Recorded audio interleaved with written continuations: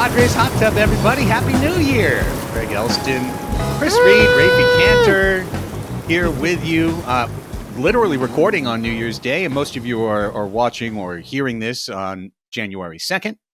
Our patrons might have snuck in a quick post or pre-midnight listen to the audio version of this, and that's why they are patrons. They get the chance to jump in a little early. But we are here. We haven't gone anywhere. And we are ready to kick off 2024 bigger and better than ever. Gentlemen, welcome back. How are you? Man, bigger is the right word. That Christmas cookies, those Christmas roasts, those Christmas dinners. Oh, my goodness. Holidays are here. Holidays have passed. And I'm ready for AJ Preller to stop being asleep at the wheel. Yeah, we need to start grinding some coffee beans. Do you think like the rest of the league like sent him a little letter on like December 22nd? Like, please, AJ, if you call us, we won't trade with you this year at all. So, give us a break. We want to see our families. Yeah, I like that narrative. That's a narrative where he's been working, not asleep at the wheel. And other people have been just like, chill, dude. We'll talk to you later, okay? Maybe that's true. We've got some stuff to talk about, not a lot, because, of course, the Padres have done absolutely nothing in the 2 weeks since we recorded last. We left you with the promise when we recorded 2 weeks ago that if and when the Padres did something, some Christmas miracle, some Kwanzaa craziness, some anything, that we would jump in and talk about it, and they didn't do anything. They did, though, Craig. You're glossing over a huge talking point for Padres fans for generations. They hired a hitting coach. Well, that'll solve it all. They hired somebody that we get to blame in the first month of the season. Spinal Tap changed drummers. now the beat's on point. Got it. Yeah, so we've got nothing Padres directly to talk about today, so we'll do some idle speculation. We'll look at how the market has run amok. We'll consider some trade scenarios before we are done. Let's start with some housekeeping. Let's start with the thing that we haven't been able to talk about for a while. This is out on January 2nd now, so it's been hopefully out after 9:30 in the morning, because that's when Annie Heilbrunn and I are being announced as the new midday show on 97.3 The Fan, the Padres flagship station. We start Thursday. So if you're listening to this on Tuesday, we will be on the air 10 to noon on Thursday, and then presumably every day for the rest of our lives, Monday through Friday, 10 to 2. Just assumedly so. On 97.3 The Fan. Well, at least for a couple of years. I mean, we'll see past then, but we'll at least be there for a couple of years. So something that obviously I've had to sit on for a while, and has been in the works for a couple of months, a couple of 3 months, and now it's here, and couldn't be more excited to work with someone like Annie. Couldn't be more excited to be on 97.3 The Fan. Never thought I'd be coming back to radio full time. Truly didn't. I'm not saying that to be facetious. I'm not saying that to create a persona. I didn't think I would come back. I didn't think sports radio was for me. I didn't think that my wavelength and sports radio's wavelength matched. And for most of my professional career, they didn't. It was NFL all the time. It was, did you play the game? It was, let's talk football. Let's talk Chargers. Then let's talk after that, Raiders, Bills, Vikings, Falcons, any team in the league. And then maybe a little college football. And then maybe just take a break or read the liners you're supposed to read. And then maybe talk baseball, like one segment for a little bit, maybe. That was truly from when I started in sports radio in 95 until I left in 09, came back in 2012 and worked at Mighty 1090 until 2018. It was that way every day, all day on all of those stations. And I did leave that saying, I don't think I'm going to come back to this. It would take the station I'm on and the program director I'm working for, Adam Klug, in order for this to happen. And I'm very, very thankful to he and to the station and the direction they're going, that they are asking us to talk Padres baseball and just talk a lot of baseball. And then the next thing is like talk some lifestyle, talk some nothing. And I think you guys know that baseball and nothing are my two favorite things to talk about. So I'm super, super excited. And I certainly would love to hear what you guys have to say. But the thing I want to make absolutely clear, crystal clear on this show is that Padres Hot Tub is not going anywhere. That was absolutely not like they negotiated to have it be gone and I had to fight them on this, but this was something that for me was a deal breaker. And I wouldn't be doing Annie and Elsten if they told me that Padres Hot Tub had to go away and that we had to shut this down. They said the opposite. I'm hoping to have you guys on the show, on a semi-regular basis.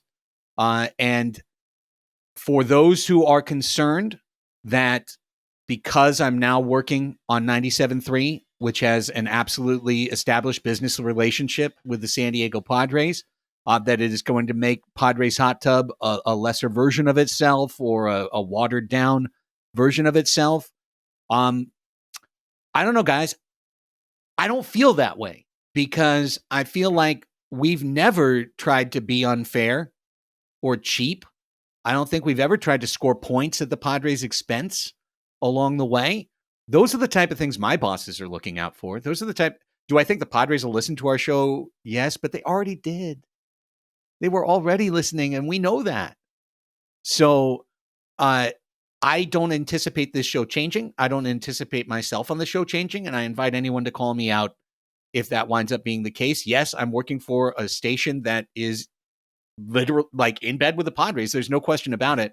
But my goal is the same as their goal, which is for this team to be great and win and succeed on every level.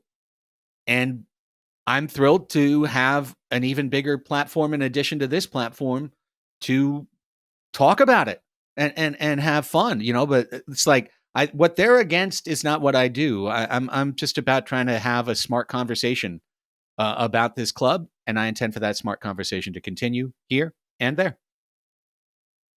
Well, I just couldn't be more stoked for you, man. I think I told you probably in the early part of the season last year, it kind of blew my mind that, there weren't more female voices in the local market for talking Padres baseball. And then a few months later, you brought this to me, and I was absolutely floored because it just felt so perfect. I can't wait to hear you guys. I can't wait to see what's going over to the new show from all your other podcast work and the hot tub. I know you guys are going to fill those hours just splendidly, and I'm just thrilled for you. And it should be noted that if you need to say something that maybe you can't, we can cut a hole in the bottom of my chair. You can just get your hand right up there, and I'll be your little puppet. We can do a little ventriloquist act. It sounds horribly disgusting and unnecessarily graphic, but thank you, Chris. I mean, we are a video show now. We're on YouTube, so you can, of course, learn how to blink in Morse code, and we can translate for you. I just want to say, Craig, and we've talked obviously extensively offline about this, but I'm thrilled, and I know everyone in the community is thrilled for you, but also because we all know how great you are, and we all know how smart you are about talking about the Padres and about life and everything like that. I'm excited for everyone else who listens to the radio who hasn't heard you yet and gets to, obviously you're on Ben and Woods regularly, and I'm sure there will be lots of people who already on, but I think it is nothing but good for you. Obviously, I think it's nothing but good for the show, because obviously you are going to reach a wider audience, and yes, you are going to be quote unquote in bed, whatever, with the team. But at the same time, this show is going to also expand in ways that I think we wouldn't have abilities to do so, if this opportunity hadn't presented itself. So I'm really stoked for you. I'm really excited for the team. And are you still going to be able to be a soccer announcer on top of all this? Or are you? Yeah. Soccer announcer, I knew him. I worked with him. Just a guy. Yes, I will get to continue to be a soccer announcer for the Soccers, for the Wave, San Diego FC, hopefully down the road. And I'm hoping to have our show be a place that soccer can be talked about without having to apologize for it. I along the really way. hope you guys can dig in on Wave and the new SDFC big time. I think that'd be awesome. So that's happening. Padres Hot Tub continues uninterrupted, bigger and better than ever, rolling forward. The best way to support us, patreon.com/Padres Hot Tub. That supports the whole show, not just me. Patreon.com/Padres Hot Tub. We've got a robust community. It even grew a little bit over the holiday. That was really cool to see. We hope for it to continue to grow through the year. We are still committed to be an honest place that loves the Padres and talks about the team. And that's it. We've never had an agenda on this show other than to make the Padres great. That is it. That's it. That's it. That's all. And to be an honest, fun show that people enjoy listening to. And guess what? The radio show that I'm committed to doing Monday through Friday, 10 to 2, same thing I'm saying to every single person on our staff. I want us to do an honest, fun show that showcases our friendship, that people laugh, and that is fun to listen to. And I don't anticipate anything changing in that sense. I'm sure I'm going to say some stuff along the way that the Padres will take umbrage with. And I'm sure, furthermore, that access opportunities will be created that have their own devilish challenges within. You know, and don't expect me, like the previous inhabitant of that time slot, to be putting in a chew and hanging out behind the cage on a regular basis. Like, that's just, it's not my vibe. I've spent plenty of time in major league locker rooms. I've spent plenty of time in professional, NFL, NBA, like in big time spots. Like, mostly it screws up your content. And I don't see myself as like, oh, well, now I'm dear friends with Kyle Higashioka, so I've got to say this or that, like, it's tricky. It's sticky. But I think where it gets sticky is because there's a lot of folks in the industry who really love that feeling of proximity. Yeah. And I've been there. Like, I'm 51. I'm sorry to be that way. I hope that doesn't sound arrogant or jaded, but like, I've had those experiences, and it's not important to me to be standing at a locker watching Manny Machado get dressed, so that he can turn around. Fair. I mean, very, very fair. Very, very fair. But yeah. So like, I don't expect that to change. And I hope that folks will still continue, and even more than ever, to support this show. Patreon.com/Padres Hot Tub. We continue to be an independent site. We are not under the Odyssey umbrella. We are an independent show. Yeah. I can assure you that. Yeah. So all of that happening. Coming up this month, we'll have our January watch party. Throughout the off season, we've been recruiting our patrons to nominate films that we then put up for a vote. Our patrons have decided our last two watch parties, and we've played along. We did the Muppets Christmas Carol in December, and we'll have a new slate of movies this January, and we'll do a watch party podcast about it later this month. So if you want to be a part of that, patreon.com/Padres Hot Tub. I think we've talked long enough. Here it is, minute 15. Let's talk about the fucking Padres. Let's talk about the Padres. San Diego Padres. Hear that silence? That's us. That's us. That's our headquarters of the Padres. Yeah. Is that the Padres music I hear? Absolute silence? Yeah. Padres have done absolutely nothing since announcing the Yuki Matsui deal. And cool. We got Yuki Matsui, 5 years, $28 million. We didn't have the actual numbers back then. We've got him now. So, groovy. Seems like a good deal. It's got an opt out, but it's also got a if you get hurt clause in it. So seems like a fair trade. Cool. Everyone else is busy. And the Padres have been put in an uncomfortable position of having to either say nothing about their inactivity or try and defend it. Bryce Miller wrote a column around the Holiday Bowl, which is another example of utilizing the Petco Park space to maximize revenue. It's alongside the Gallagher Square renovation. It's alongside the big concerts that they've announced. And Bryce Miller got a quote from Padres CEO Eric Grupner. I should pull it up, guys. I wrote a paraphrase in our menu. He essentially said along the lines of, if you were a Padre fan and you woke up after 3 years and saw the numbers of our payroll and you saw the players that we have on long-term commitments, that you would be blown away, essentially, that the Padres are where they are. I'll pull up the exact quote, but what were your reactions to what you heard there? I'm glad we heard something, because we haven't heard anything from Eric Grupner's bosses, for instance, the new control person of the team, who's a complete mystery to us. They have not stepped out in front to tell us what direction the club might be heading in. I thought a lot of the reaction was overblown, kind of mocking him for saying it wouldn't be that bad if you were in a coma for 3 years and woke up and saw the state of the man. He might have used a little bit of longer time to highlight his point.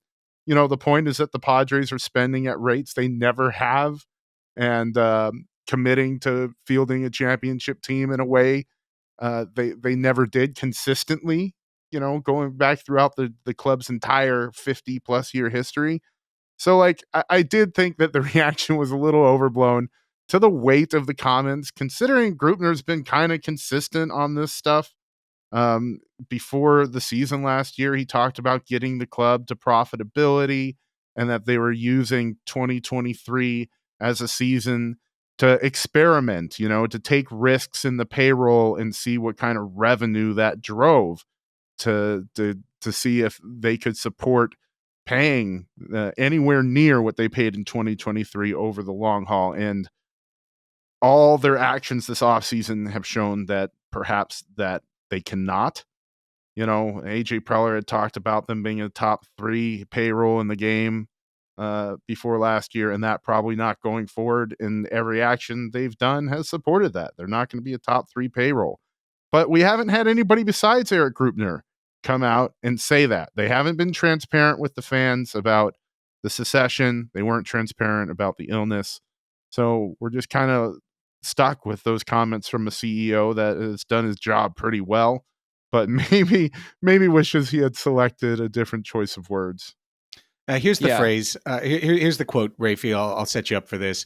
Grupner says, quote, "I understand fans might focus on the departure of Soto and free agents we might not sign this year, but we feel like we have a great core group of players. If a fan fell asleep 3 years ago and woke up to see the caliber of players we had under long-term contracts, they would be pretty surprised. Even if it might seem lower than some fans expect, it is still significantly higher than it historically has been. We are okay. The local revenue generation in this market will allow us to be at the payroll level we'll be at this year because of the support of our fans, and we're planning to keep it sustainable for years to come." I mean, there's a very simple retort to that, which is that if I were a fan and I woke up after 3 years, I could easily say, "Sorry, my season tickets cost how much now?" Right. I get the point he's making, but also when you first of all go and do the Soto trade and go and spend at the top of the market, and then tell fans okay, you shouldn't have those expectations anymore. That's really difficult to swallow as a fan, especially a fan of a team that has been irrelevant for so long and is kind of used to this, oh, we're going to put a team together to compete in 98. Oh, you voted for new ballpark? Great. Thanks. We're just going to scrap the team again and rinse and repeat. And so there's a lot of, I think, distrust. I don't know what the right word is, in that sense. And also, when you raise season ticket prices consecutive years in a row, there's expectations that come with that. And so when you raise prices and then slash payroll, that is a very classic, not even MLB or sports. That is modern America 2023 corporate capitalist sort of like, hey, we're going to raise rates and slash costs and just try to make you guys figure it out. That people are sick and tired of. So I get what he's trying to say. I don't think, like you said, Chris, that like it's really that big of a deal. He said something like, that's better than nothing, I suppose. But let me read you yeah. what he said in February 2023. My whole point is that this shouldn't surprise us. In February 2023, he was talking about the payroll, and he said, of course, you've got to get to profitability. And I think we're in that transitional phase right now of really learning and understanding how much we can grow revenue. In that quote you just read, Craig, he talked about how we saw what revenue we can raise with the support of the fans. And what we're going to see this year is what we can do going forward. And this is what he said in February. To get to that optimal state in our market, it's going to require a greater contribution coming from our farm system. We're going to need to have a payroll, have a team that is year in and year out supportable in our market without having to continue to increase spending on payroll. So it's all clear from last year that the plan was to get to where the market dictates. They got to see what the market can support in 2023 at like its 99th percentile mark. Maybe it's not quite the tippy top because they didn't have any playoff pretty money. Close. But pretty close, right? Yeah. So this is what maybe we should have expected. And I know the messaging isn't great. It should be coming from Eric Greupner's bosses. Yeah, and I mean, they're never going to say, by the way, we got fucked by the TV deal, but they but they did. Yeah. And that's where a lot of this is coming from. And it's important to remember that. And like I think that's the one thing we haven't gotten any candidness about that I'm craving from the team is like just an admission that like, hey, like we're in a tough, tricky spot from this, because then at least some of that would make sense, Craig.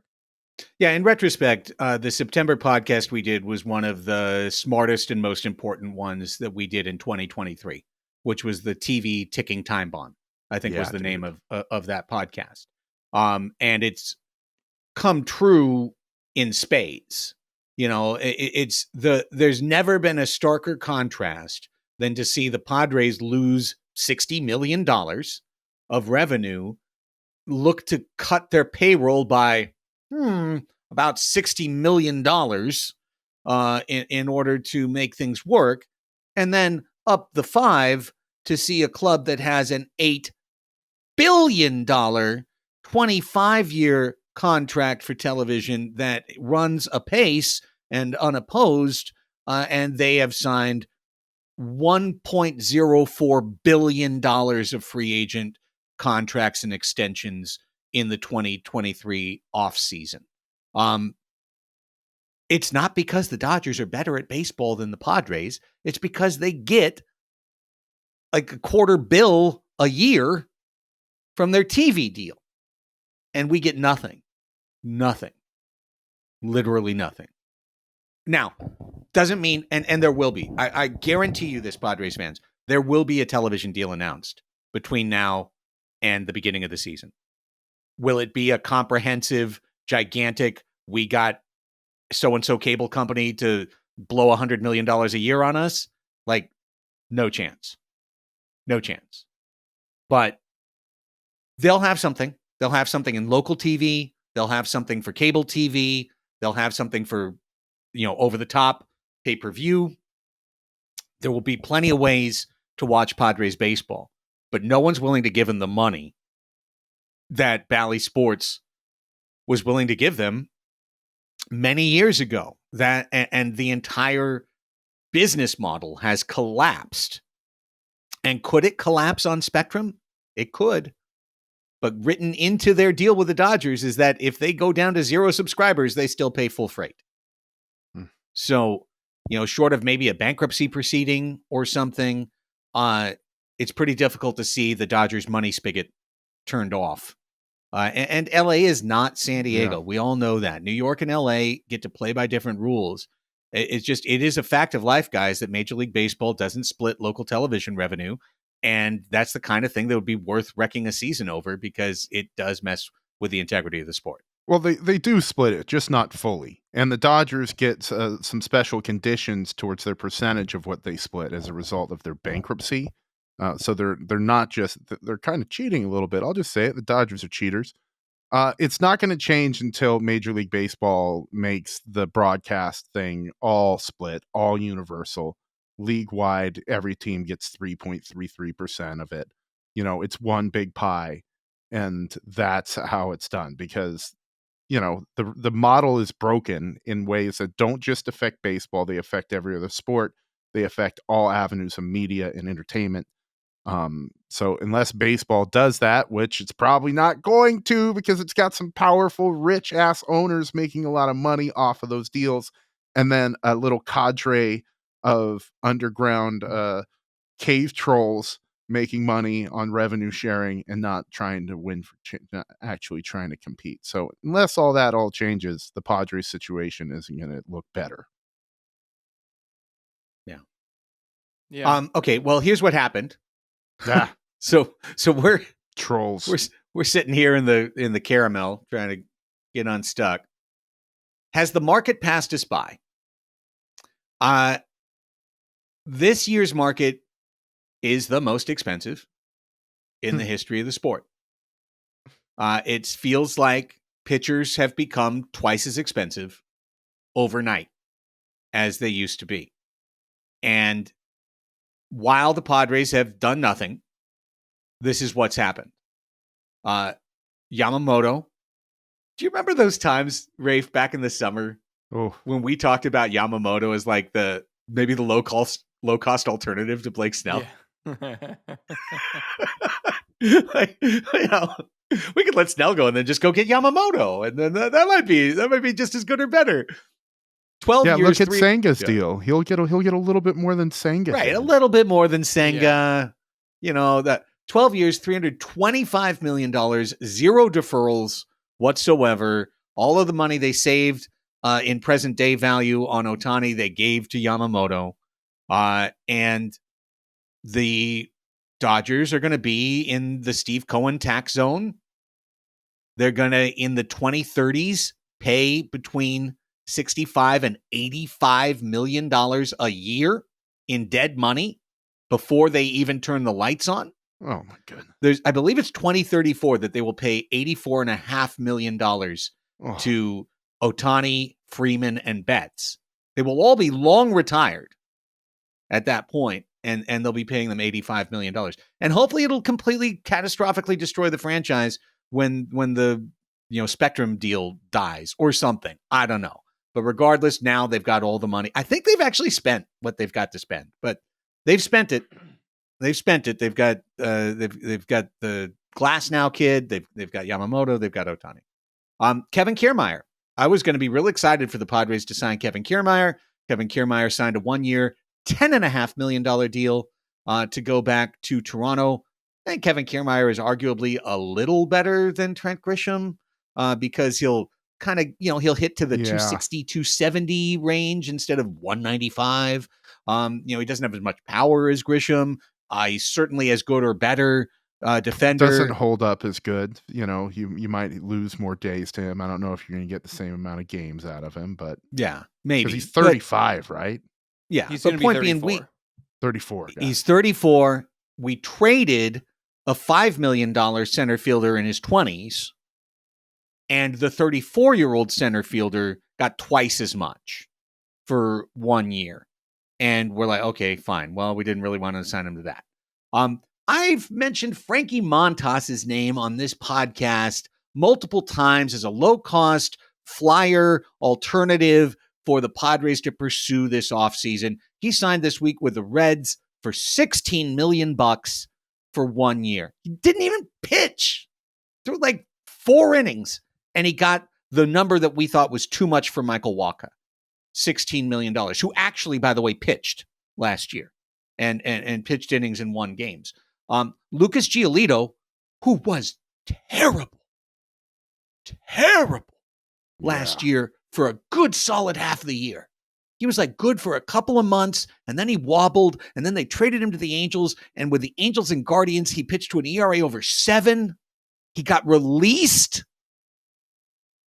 He signed a 2-year, $38.5 million deal with an opt-out because he's so valuable to pitch in Boston this year. So I list that, guys, to turn it back to you to say, I literally have no idea who the Padres can afford anymore, and I'm not sure they can afford anyone that you've heard of. I was really confused though, amid all of this chaos of insane prices, that kind of under the radar, Pittsburgh signed Martin Perez for $8 million for 1 year. And Martin Perez, of course, used to the last 2 seasons played on the Rangers, and he had a pretty crappy kind of mid-year this year. He threw a 4.45 ERA across 141 2/3 innings. But the year before that, he threw 196 and a third innings to a 2.89 ERA, and was legitimately very, very good. And somehow he got half of what Frankie Montas got, who didn't pitch at all last year and was kind of poopy butthole the year before that. So I really don't understand the market. And I also don't understand why, for instance, we are not hearing whispers about the Padres being in on someone like Martin Perez, and why the Padres can't afford an $8 million, unless they're just not interested and they just don't believe in him at all. Right. Which they might. And I mean, he's not projected to be a particularly good pitcher next year. But there's 2 things I'm unclear of, which is what is the true value of pitching, and also how much money do the Padres actually have to spend, which I think are our known unknowns right now. But it's chaotic. It's chaotic, and there's trades that we'll get to in a little bit as well. What is the true value of pitching is an insane question to ask. I listened to Effectively Wild this week and a couple other shows, and they pondered if Paul Skeens is rated to be a better pitcher right now than Yamamoto, which he is by Baseball America. They would have him below. They would have him cracking the top 10 prospects, and Paul Skeens would be the best pitcher. What is Paul Skeens worth? What would he fetch on the open market now? And how crazy is how crazily taken advantage of young players are by MLB's system of drafting and waiting 6 years to be on the free agent market. So that question is insane. I'm not going to dive too deep into that rabbit hole, Raphie, but it's obvious the Padres are trying to get under the tax at this point, right? Right. Otherwise they would have tried to have gotten one of these second, third tier names before they go, and they're going to be straight. I don't want to say dumpster diving, because AJ Preller has pulled out some succulent morsels the past couple years, especially on the pitching side. But they're going to be looking for guys who have not found a chair in the musical chairs of free agency. They're going to be looking for guys who, for some reason, almost nobody wanted to touch at the price. Either the good teams didn't have space to experiment on them, and the bad teams thought they were too expensive. Or, sorry, my friends, they're going to spend money in other ways, which is trade all these crazy valuable people with control for players that are entering their arbitration years. That does leave us with trades. I mean, if we don't know who this team can afford, if guys who don't even pitch are getting $16 million, and we decided that Michael Wacha, who definitely can pitch, doesn't deserve 2 years at $16 million each, and we decided that Seth Lugo, who also definitely can pitch, doesn't deserve that kind of money, what are we left with? What possible alternatives are there? Is it all going to be AAA guys? Are we counting on Jairo Iriarte or Robbie Snelling to be in the bullpen to start the year? Right now, if you do what several people do, which is pull up the Fangraphs chart and panic and act like that's the opening day roster, you can do that. And I get it emotionally, because it's been too long. We did the Soto podcast, and I very confidently said on that show, the Padres will reinvest this money in the team, and if they don't, I'll call them on it. And I'm still in the spot of, well, I can't call them on it yet because there's still time, but they haven't spent. They got Yuki Matsui. That's it. They got one guy who we have no idea how he's going to pitch, to be hopefully an impact left-hander in the bullpen, but God only knows. So as we get into some possible trade discussion, let's start with something, Chris, you wanted to put on the menu, and I agree. Do we still think this is a do or get fired year for AJ Preller? Like, if he's been given all these constraints, can he possibly be given those constraints with a win now mandate side by side? I mean, it's a good question, right? A lot has changed since we all walked into the offseason assuming that Mike Schultz's 2-year contract meant that it was win now for these two fellows that are yoked together on the same wagon. But, Papa Pete passed away. We've had complete opacity from the ownership group about the financial situation. We've only kind of been led to assume our worst outlooks for that are what is true. And, then you want to give the guy some slack for that. And you might think that ownership would too. I do not. I think he built this team. I think he's had this job for almost 10 years. And while he's rebuilt the minor league system, and that the Padres are projected to be a top 10 system, maybe even top 5 again this year, after you supposedly annihilating their minor league system to trade for Juan Soto, to have it come back so quick. The guy's talented in a lot of ways, but he hasn't been talented in putting the team in the playoffs. It's only happened a couple times during his entire tenure. And I think new ownership is going to have some sort of idea of AJ Preller that we can't even begin to speculate on. But a lot of those people have been in the building with him for a long time, and they're going to want to try something different if the course does remain uncorrected. I don't think that it has changed for him. I still very much think he has to win this year with what he's got. And that's why I still think we're going to see moves from him spending this capital that he himself built back up. Well, that's the point of conflict, ahead, isn't it, Raphie? No, I'm just turning it back over to you. That's the point of conflict, isn't it? And speaking of a previous podcast we did again, how do you break the cycle without breaking the window?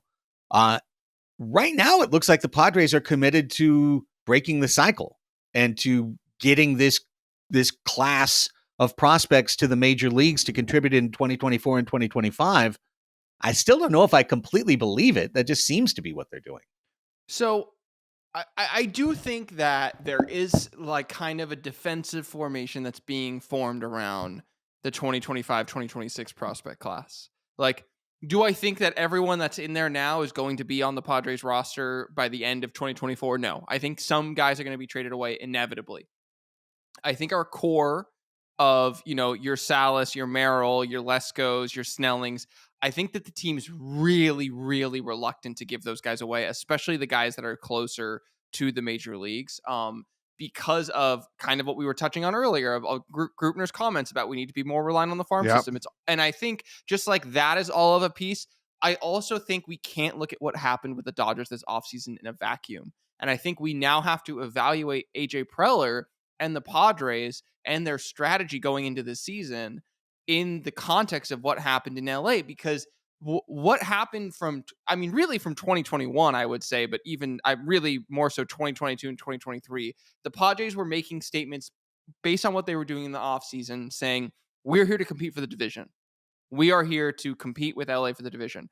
Both times did not work out at all, obviously. Just did not work. It's the SpongeBob thing, like 209 wins later. Yeah, exactly.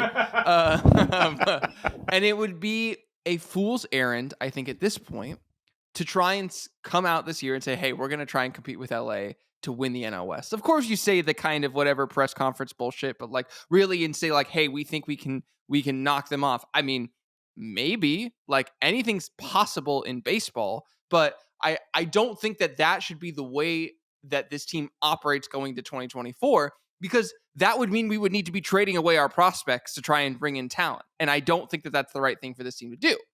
So, I said this on the Discord a few days ago, and like, I don't know if this is just like, it was the holiday season and I needed some copium after 2 truly brutal weeks of like Dodgers signing this guy, Dodgers signing this guy, Dodgers signing this guy. But I actually think there's a silver lining to what they did, which is that it forces us to think in the context of the wild card and how can we lock up 88 wins and how can we make that the target. And like, Just a shout out Tevin for commenting on this, and I went back and double checked on Fangraphs. The team's currently projected to put up 37.5 WAR, which is somewhere in the 85-ish win range based on the current roster.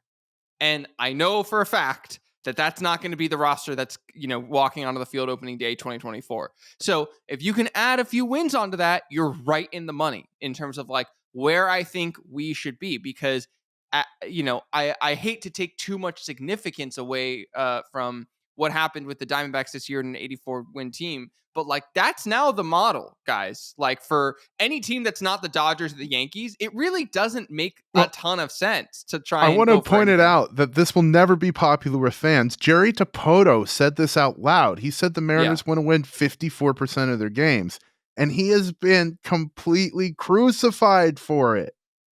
But what? Like, but it's right. Why would? I agree. He is right. He's I completely right. concur. Because the 6th seed has won the NL the last 2 years. Yeah. So the 6th seed, you've got as much of a chance as the 1 seed, maybe a better chance. Who knows? Because you get hot, you win the first series, then you come in, and if you can take one game against the rusty team, now you've got home field. Like, it's crazy, but I couldn't agree with you more, Raphie. Like, we're living in a world now where by doing what they've done, the Dodgers are just trying to lock that 1 seed over and over, win 110 games, win 106 games, win the 1 seed, sit, wait, and then have a best of 5. It's ridiculous. Like, baseball is stupid. The postseason is the dumbest of them all. You play 162 games to get to something that's so utterly random that the Royals would be considered only like a 40% chance against the Dodgers if you put them in a best of 5 series. Like, well, what happens if Brad Keller's good in game 1? All of a sudden everything changes. So it's, or whoever their Keller is. I forget which Keller. Yeah, he's going to be a Padre, Craig. I know. I tried to get you tickled with that, and then I picked the wrong. You did. Keller. It made me so whoever happy. that jerk was that hit Manny on the wrist last year. That was him. That was Brad Keller. Was that Brad him. Keller? Yeah. That guy sucks. So, all right. We know we can probably not have, like, I'm even seeing like on MLB trade rumors, like, oh, well, the Blue Jays would be interested in Jock Peterson. And before we used to kind of wrinkle our nose and go like, man, Jock Peterson, is that really what I want to buy, is like Jock Peterson and all of his strikeouts, and he's a one-way player only, et cetera, et cetera. But like, I don't think we can afford Jock Peterson.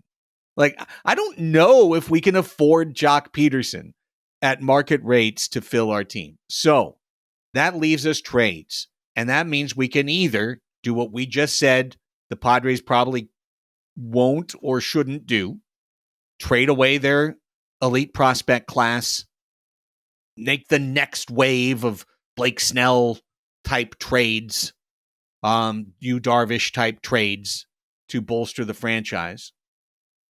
Or they could do what they've done, which is trade their most valuable asset that's expensive in Juan Soto to get something that they can control, understanding that they had 1 year of Soto and that they knew they wouldn't be able to keep him. Probably wouldn't be able to keep him after that. Guys, I put off doing this 2 weeks ago, and it hurts my heart to do it, but I have to do this. If the logic behind the Soto trade is sound, the Padres probably need to trade Ha-Seong Kim. Boo this man. Soon. They probably need to trade Ha-Seong Kim. You're probably right. Boo this man. I get it, but I boo me. Like, you're probably right. I love Ha-Seong Kim. He's my favorite player. I've said it on this show. Wrong. You are wrong. You are wrong. You're definitely wrong. I have a Ha-Seong Kim jersey. I love the guy, but I really want to explore this for a minute because I'd love to have you guys reveal to me a flaw in my thinking and turn me around to a position where I can go on the radio and say, like, we need to keep Ha-Seong Kim. Okay, we signed a shortstop, Xander Bogaerts, to a rest of life contract. And then we signed a second baseman Jake Cronenworth to a rest of life contract. And when we did that, we decided to play the second baseman at first base so that we could find a way to put the best shortstop of them all, Ha-Seong Kim, still in the lineup as a second baseman. He was really great in 2023. Jake Cronenworth was really not great in 2023. Xander Bogaerts was okay. And I think we kind of all agree, in order to get anything from the Cronenworth side of this, he's kind of got to be the second baseman for this team. Like, his value at second is significantly higher than his value at first. His production plays better at second than it does at first. And unlike Ha-Seong Kim, he's going to be really hard to trade given the crazy deal the Padres gave him. Never mind that he's one of the only left-handed hitters in the whole organization. So how do we... So this is what I'd like you guys to answer. Let's go to Fantasyland. And the Padres at spring training announce the extension of Ha-Seong Kim. Like a 6-7 year contract extension. Extreme wish casting is what you're asking from us. Please tell me, what would be the path to make that work? How would you then have Bogaerts, Cronenworth, and Kim and Machado all on rest of the 20s deals? And where's Kim playing? Like, how does it work? You wouldn't. That wouldn't happen with all of those guys there. And Machado's here, and Bogaerts is here. So that would mean it would be contingent on trading Cronenworth. I just don't think it's possible. I don't think it's feasible for them to... There's not enough places in the infield for them to play unless you keep Cronenworth at first, which we all know went terribly. Yeah, like, they and tried then it. you're in... Yeah, and then your entire infield is locked into career potentially deals, and that could be fun, but it's not. I don't think going to be good from like a value and age standpoint. Plus, we have guys like Graham Pauley, Nathan Martorella, Jackson Merrill, who are coming up through the system, who the team has said out loud we need to be relying on more, and they need to create spots for them. So I don't think it happens at all unless they trade Cronenworth, which they seemingly tried to do, and there didn't seem to be much of a market for him, or at least they didn't explore it enough to get close on that. So that leaves you with, okay, we have one more year of Ha-Seong Kim. What is the best way to use that value? And that's where you're coming from, Craig.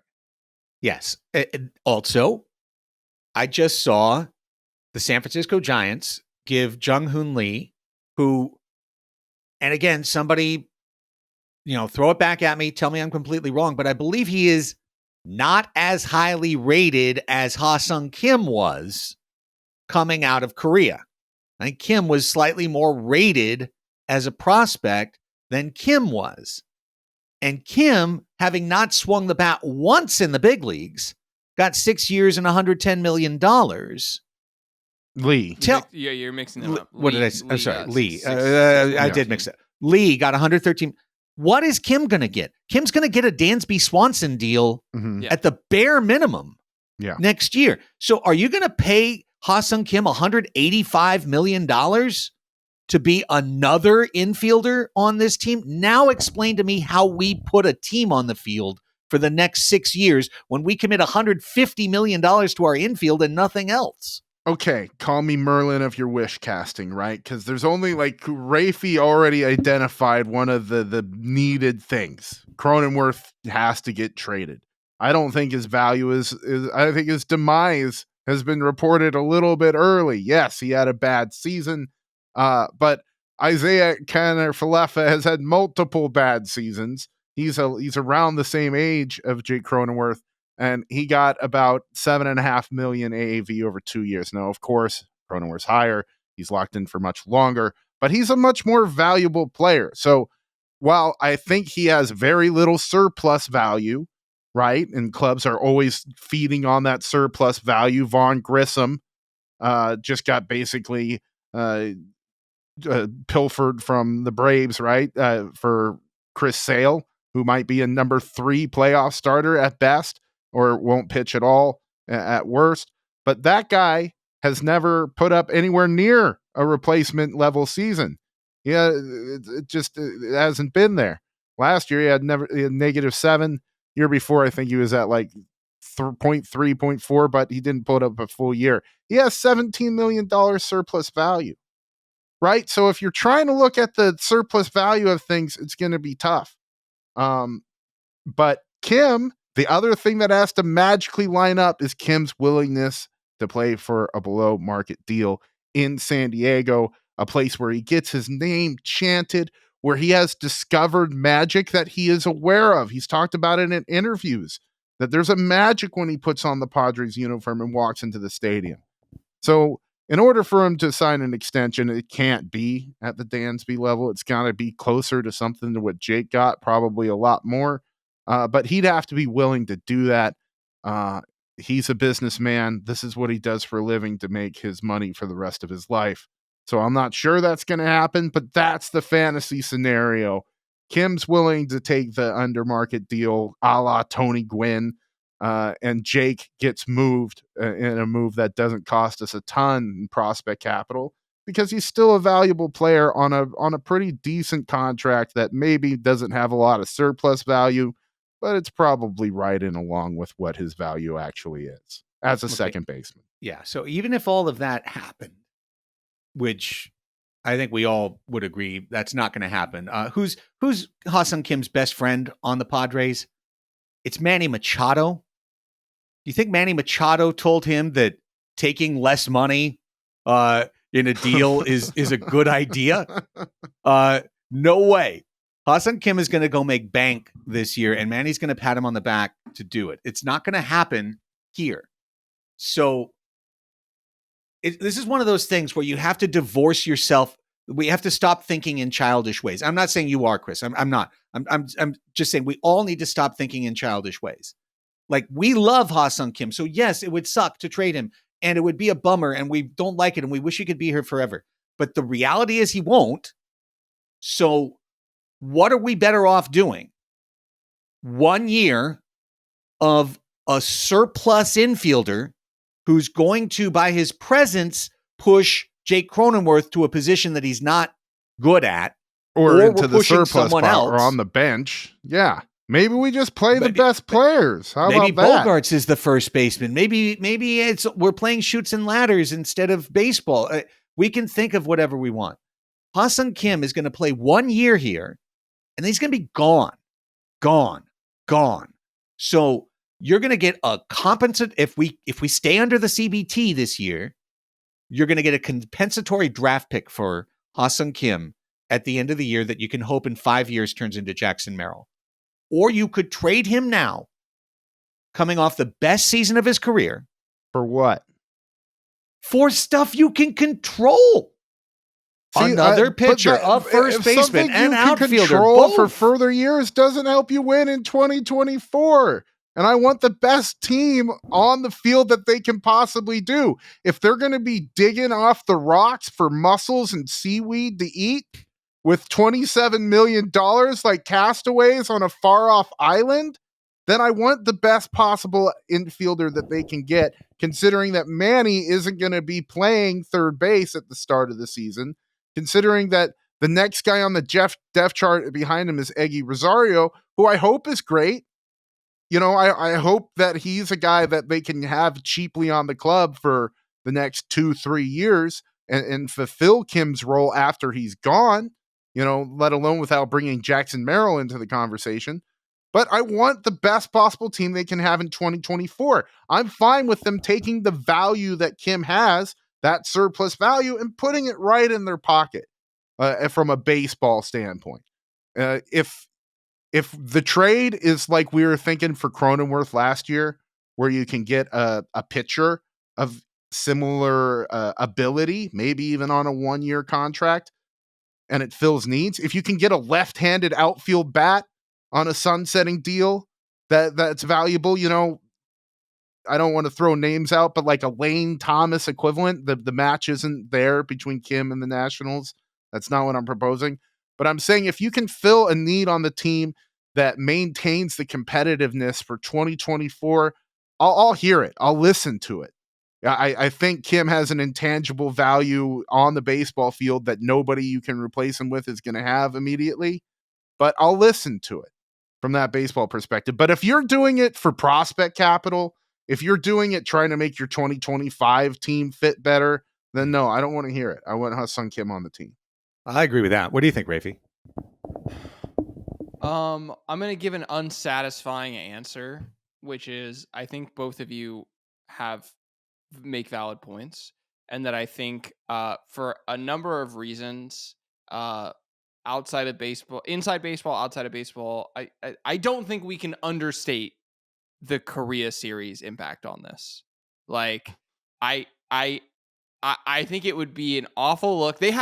They're trotting out Ha-Seong Kim in Seoul right now. He's going and recording ads. Come to the Korea series. Blah blah blah blah blah. Like, I think it would be silly to say that has no impact on what the team does. Like, I really think that would be foolish to say that, especially because I believe these are considered to be Padres home games technically on the schedule. I don't know how that impacts revenue or anything at all.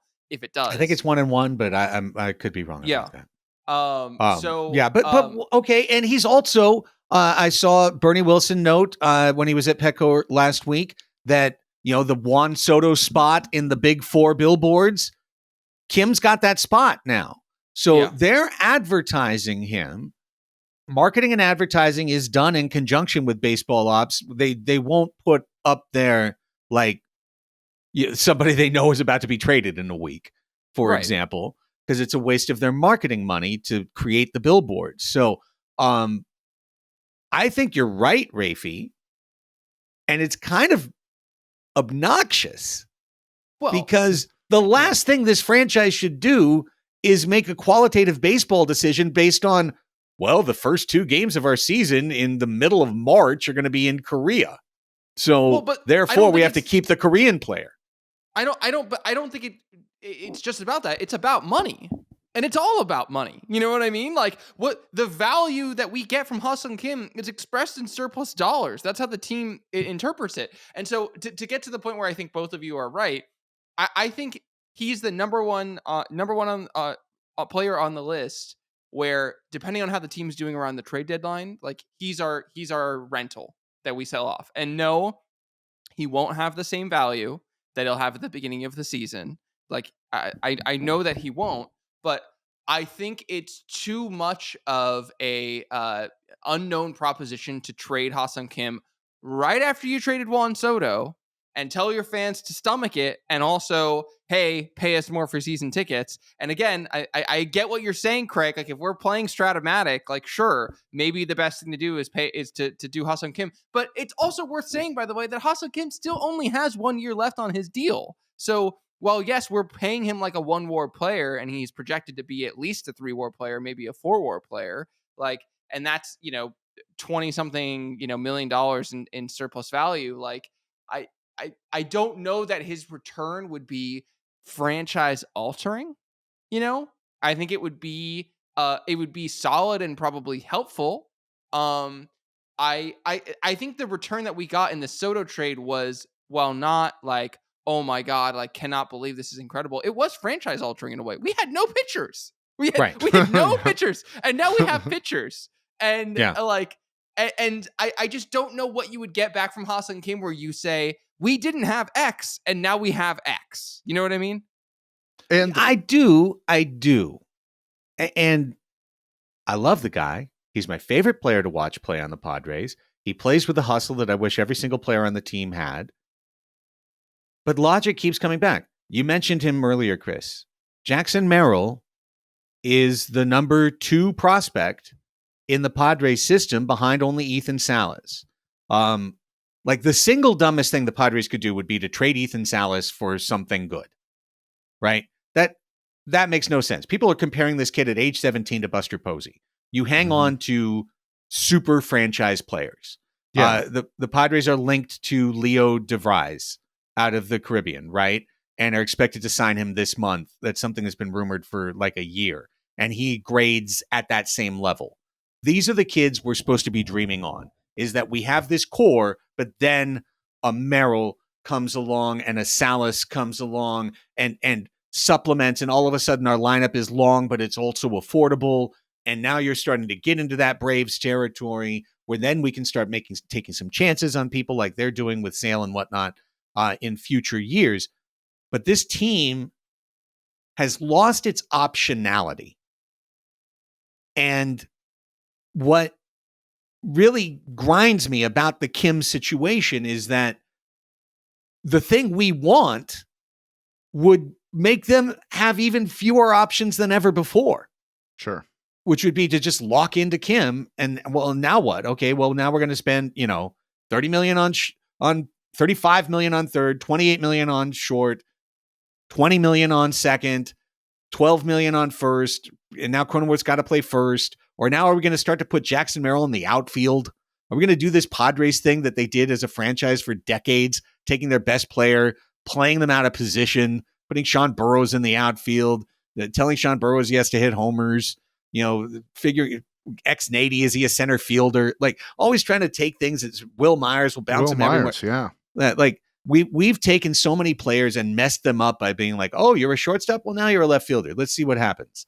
And also your hit tool that's great at shortstop could be average or below average as a left fielder. And that may not make sense to somebody who used to call the 10 a.m. to 2 p.m. time slot, but it actually makes sense in baseball numbers and logic. So I feel like the keep Kim path is either a short-term burn, like you said, just take the surplus value, pocket it for 4 months, hope that it contributes to a winning team, and then accept a compensatory draft pick at the end of the year, first round, and just be like, well, okay, I guess that's something though. That's not nothing.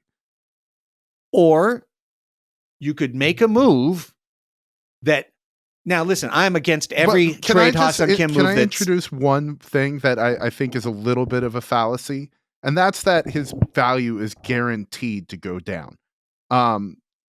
It probably will. But we have a lot of baseball to play from now until the trade deadline, and people get hurt and teams get desperate. It happens every year. It's a little bit of a roll of the dice, hoping that it's going to happen for the guy that you're holding in surplus. But Gavin Lux went down in spring training last year. Dodgers had to replace him with Miggy Rojas. That did not work out well in the playoffs. There's a lot of things that can happen at the shortstop position, and having a valuable shortstop in your pocket who can go play shortstop at a Gold Glove level on any Major League Baseball team, that's not a terrible thing. That's not a bad thing. So it depends on what's coming back. And just before we toss it back to you, Craig, because I think Chris, I think that's an awesome point. Like for all of the foibles of having such a crowded infield, crowded also means deep in some respects. And so, if people go down, we have guys who can slot in. I'm curious, Craig, there's two sides to any trade, and it's, I'm curious what you would be seeking or what you would hope would be a realistic return that makes you feel like, hey, this is the thing that we have to do. Please. So, yeah, what I was going to say is it's kind of boilerplate, but I'm against every Ha-Seong Kim trade that doesn't make the team more viable in 2024. Okay. So any trade needs to be bringing back something that directly impacts the 2024 team in a manner that fills a hole and creates that optionality, returns a piece of that optionality for us. Because now not only will we have the piece that we get back, but now we have the ability to put Jake Cronenworth at second base again. We have the ability to look at the Bogart situation a little bit differently. Like all of those things. We have the ability to give Jackson Merrill a home, in the next few months, if he's everything that he's cracked up to be, and that home isn't the Brewers infield like we always thought it was, so all of those things would happen. In terms of what they need to get, I'm not going to make up a fake trade, but we've got no left fielder, no center fielder / right fielder, no first baseman, and we are short at least one starting pitcher and probably a couple of arms in the bullpen.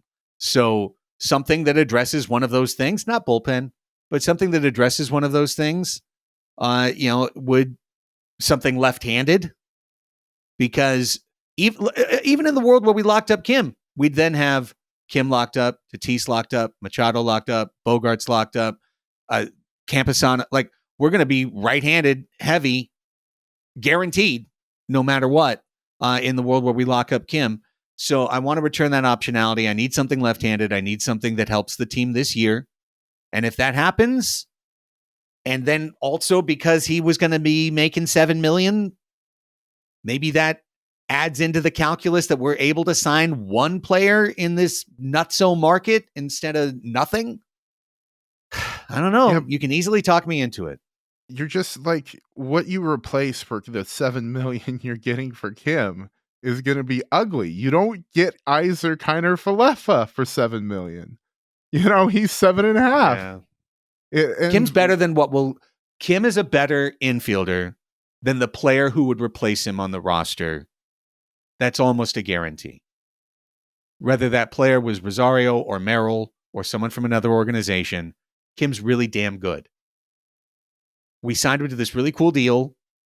The first year was a lot of fun, but no good on offense. The second year he got better, and the third year he was actually good both ways. He did wear down at the end of the year, and his future isn't guaranteed. But the thing that's guaranteed is that the market has moved to the spot where the money that he's going to make is going to be really, really, really considerable. So I hate this talk. I'm not trying to penny pinch. I'm just trying to figure out a way that we can go under the CBT, have a winning team that has optionality going forward. And right now, Kim stands out as like, this team has to trade one of these two guys, and one of them is way easier to trade than the other. Yeah. I've made all my friends sad, and I just like to apologize. You haven't. I just want you to know I'll be calling into the station tomorrow. Under the name Kevin He and wants Chula to Vista. trade our international superstar. The man is a bigot. I mean, look, some of our patrons are. How many of our patrons have Ha-Seong as kind of like the operating thing in their handle? He's beloved. Yeah, almost to like the point of being a meme, right? And you don't want to let memes influence your baseball decisions. It just goes back to the questions in the Padres infield are still significant to start the season. And it's going to be good to have Kim playing third base as opposed to Eggy on a daily basis while Manny's out. And you don't have to make the decision now. If something if there's a deal that blows them away, like the Yankees being aggressive for Soto, who didn't have a ton of surplus value, he's almost getting paid what his market value would be, not quite, but it's by a factor of 10, 15%, whereas Ha-Seong Kim, he's getting paid 75, 80% less than he's gonna get later. Yeah. I mean, all I'll say is that there is a social contract of sorts that exists between the team and the fans. And, when they traded Juan Soto, they kind of tested the limits of that because they had the superstar, but they returned something that was incredibly vital to the team. And in some ways that makes it sort of allowable. I just don't think whoever you get back from Ha-Seong Kim would be something the fan base would be willing to swallow. And at the end of the day, like, we had future Hall of Famer Juan Soto, and he's not the one whose name fans chanted in the stands. It was Ha-Seong Kim. And I mean, there were people in our Discord, a place that I regard as a place of intelligence and smart discourse, and a place I go to get away from it all, who legitimately wanted to re-sign Will Myers at the beginning of the season. Like, really wanted to sign Will Myers and say, just run it back, like whatever, because it becomes, remember Will Myers? Oh, remember Will Myers? Oh, remember? Like, He's a third baseman. Yeah, exactly. He was an all-star. Like, that, the whole thing just comes flooding back. Like, I just don't think that the fans can stomach it. And I know that's not it's not how I run my OOTP team. Chris and if you want to, by the way, this is an aside. Chris and I were talking before we recorded. If any of you guys are interested in a little offshoot podcast where Chris and I play OOTP, let us know. Let us know in the Discord. tweet at us. That because sounds we'll fun. do it, but we want to make sure we're not shouting into the void. Yeah. But that's, Well, I'm not going to listen to that show, guys. So, Fair. like, you better You find don't have someone to, else. Craig. Keep your head in Okay. that grid. We're You go talk to we're Annie, gonna okay? change Your new empires. friend, Yeah, Annie. exactly. Like- You go hang out with Annie. We'll go over here and talk Oto We've been hanging out with you for a year. All of a sudden, you're gonna go hang out with Annie. Okay, dude. Yeah, okay. All right. I think our show has reached a natural conclusion here. The last thing I wrote on the menu was how longer do we have to wait? And none of us know the answer. I mean, please, like this week, AJ, wake up, come out of the coma. You know, come out of the coma and look at after 3 years and look at all the contracts and go, wow, what do you know?